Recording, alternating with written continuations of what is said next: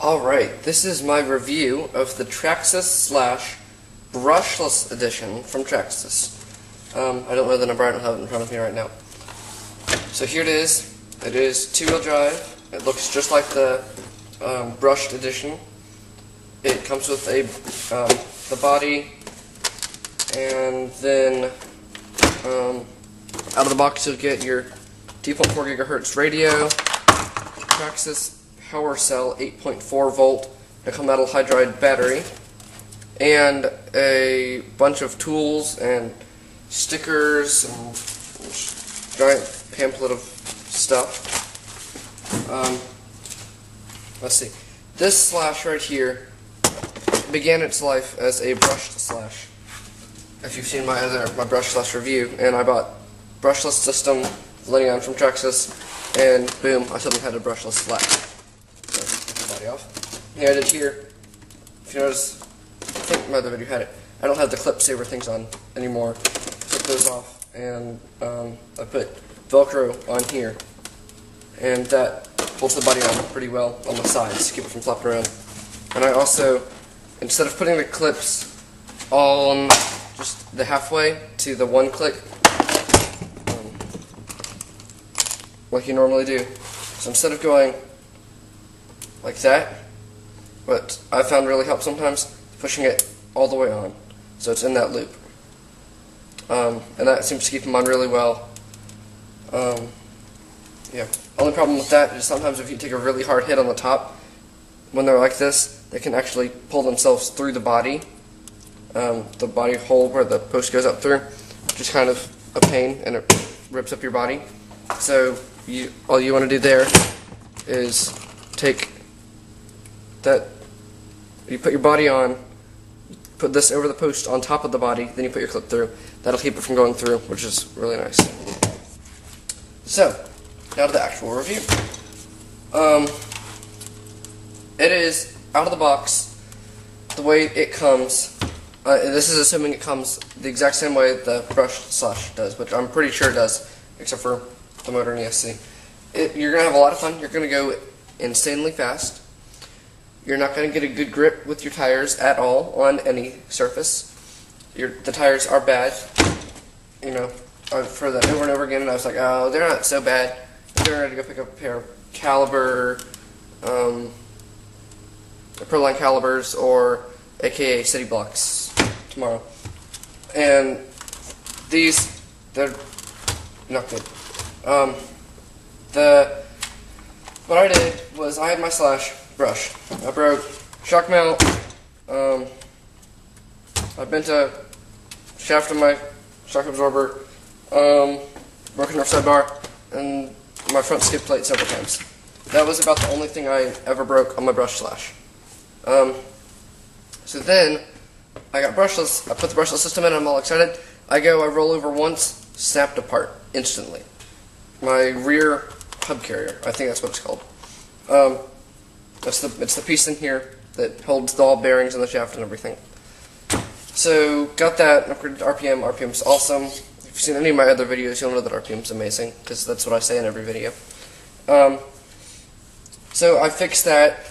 The next time I rolled over, broke my front one. Looks exactly like it, but it's for the front. It's your steering knuckle, I think. Yeah. Other than that, I haven't really broken any pieces on here. The wheelie bar, I have a wheelie bar. It is not very necessary for the brushless slash, unless you get tires that are actually going to get a grip on stuff. And then, yeah, it's kind of fun to do wheelies. However, the wheelie bar's highest setting is even higher up than the bumper. So with the bumper, what happens if you do a wheelie? You don't hit the bumper at all. You wind up scraping the corners of your body. So, you do it. When you go up on a wheelie, your body's what hits right there. Which is why you can see mine's all rounded up now, because I've wheelied on it a couple of times. So the wheelie bar, you never want to put your highest setting, or it'll be bad for the body. As you can see, my body's trash anyway, so I didn't really care. So, waterproof-wise, does it go in the water? Is it waterproof? Traxxas says it is, and yes, indeed it is. I've driven this thing underwater. I accidentally I was driving along the side of the creek, right, and, crossing over the creek, and, where it was maybe an inch of water. I'm trying not to get the bearings wet, so, not much. Driving by, accidentally went to the top, and I was going kind of, not fast, but I hit a branch that I didn't see, and I tried to counter steer, and I rolled over, and I reached for it, and I didn't get it, and it falls upside down into the pond, not the pond, the creek, and completely submerged. It was like 2 feet of water where it was, and what happens with this is, I don't know what it does. It goes into like shutdown mode where it won't let you turn the motor at all. It will stop the motor. I don't know why, but it stops the motor when you get the motor fully submerged, or the ESC fully submerged. I'm not sure which one. It was both in this case. And so you then have to go and get it out.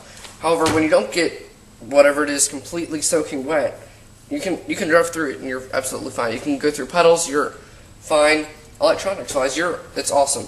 Always let this air out afterwards. I've not killed one, but it froze up on me and I had to dry it out in a bowl of rice for a couple of days and then it got all better. But electronics are completely waterproof. However, your other stuff is not completely waterproof. It's kind of a bad thing. So your bearings, you always have to wash those out. Anything metal will rust, especially that piece right there. You can see that piece right there. That goes from your servo up to your steering linkages inside there. It rusts like crazy. Keep an eye on that. But basically, WD-40, get that all good. Also, spur and pinion gears. Here's your spur, here's your pinion. Pinion, absolutely fine. I'm running right now a 23 pinion 23 and 90, I believe. It's on road only, so I'm gonna take this back to a 17 again. So I'll be back in the normal range, I think. But your spur gear, the plastic one, it strips out really easily with brushless. I'm going to say this motor has a lot of power. This is the most powerful motor I've ever driven in a car like this. Front's got the Mini E Revo. But I've stripped 5 spur gears now. And they are very annoying to get off and on. So basically, you don't want to jam the throttle the moment you start, because it does bad things to 2 things. One, your spur gear here, and 2, in here you've got your half shafts. I'm gonna take this wheel off real quick.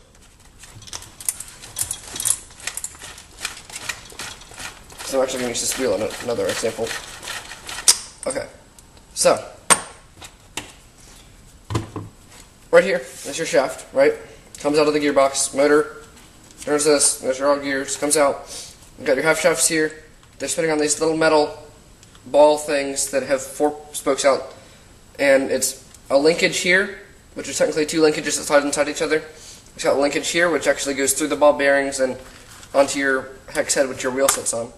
Then up here, you've got this one that it's got some little screw, hex head, tiny screw thing that goes in there, and it clamps onto this output thing. And there's also another one of those ball things with 4 spokes hanging out of there. So you strip your spur gear if you jam the throttle. You also, this plastic piece back here, that's the outdrive from the gearbox, which you can take off really easily. You can get to it pretty easily. What I've started to notice is, you can see it really well in here. It sticks through this tiny plastic hole right there. You can't really see it very well. Let me look behind the camera and see. We'll bring it really close. So, there's that tiny pin right there. And what happens with it is, if you jump throttle, it wiggles a little bit. And what I've noticed happening up here, it has made itself, not the tiny hole that it's supposed to poke in, but it's made like, it's spread out so it can fit 2 in there almost now, which is really bad. Traxxas makes, I don't know if it's steel or aluminum or whatever it is, metal ones of those that I think I'm going to have to get soon, because I'm getting kind of annoyed that that's stripping out on me. But I think that's partially the way I'm driving, but still, something you're going to have to watch for. Again with the waterproofness, the truck, if you get everything nice and clean, you've still got one problem. Even if you get all the water out of your tires. You notice this is a very worn tire. This one's better. It's the front. So what's happened is the stuff's worn all off, which is normal for running it on the street. This isn't supposed to be a street tire. But then if you get water in here, it's got these tiny holes to let air in and out of the tire, and it lets water in. So when you drive through water, you're going to get some water in here. What Traxxas has to do is poke 2 holes in it, 180 degrees apart. About I don't know, maybe this is an 1/8 inch. That seems a bit big. Put all 4, take your rear tires, spin them full speed and all the throttle will spray out. You get most of it out. You're not going to get all of it out. I didn't read that part, so I didn't do that. And then I figured that it was already done. Why bother not doing it? Always do it, even if the damage is already done. Because you know what happens? You roll over and you think, I'm going to make my wheels balloon. With brushless, your rear wheels will balloon like crazy. It's amazing. So I said, oh, this is going to be cool. I'm going to balloon my tires. So I hold one, and the other one spins, right? Because it's a differential. It's going to let you hold one and only spin the other one, right? So I do that, and then I'm like, I'm looking away, and then I look back down, and I hear boom. Look at that nice little crack right there. Boom. And then I look down and I see the water come up and spray me in the face. It split the tire completely. Both of my rear tires have now been split. This one's huge. And it wound up cutting the foam all the way down to the wheel in there. So my lesson here is run it in the water, drill your holes in your tires, or don't run it in the water. Because it's a bad idea to do what I did. I've now learned. So I'm going to go ahead. Oh goodness. My reviews are always so long. I'm going to go ahead and wrap this up. Fun factor, 5. If you can get it, it's a big 5. If you can get it so that it will not break on you, get some RPM parts, grade to aluminum. I think I'm going to get my shock towers to aluminum, or at least this one, because this one's getting kind of annoying. It's really wobbly. I think that's partially why I'm bending my shock shafts. The Traxxas Ultra shocks do bend their shafts pretty easily. So durability, I'm going to give it a 3. They could do a lot better.